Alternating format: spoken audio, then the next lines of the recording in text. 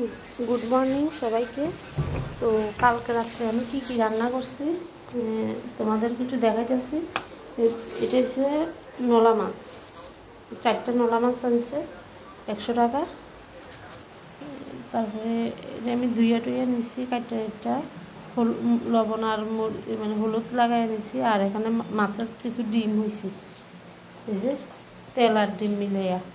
তো মশলাটি আমি একটা জায়গাতে নিছি, প্রত্যেকটা মশলা আলাদা আলাদা করে নিয়ে নিছি। এটা হচ্ছে মানে শীতল চাটনি, যেহেতু আনছি শীতল চাটনি কইতেছে খাইব, তো শীতল চাটনিটা করবো। ধুইয়া টুইয়া সব কিছু এক জায়গাতে নিছি। তবে এটা মাছ ভাজি করে আর নিছি। একটা মাছ পুরো ভেঙে গেছে, কারকল ভাজি করছি, এই নলা মাছ। তারপরে মাছের ডিম দিয়া আলু দিয়ে রান্না করছি, এই যে সব কিছু দিয়া।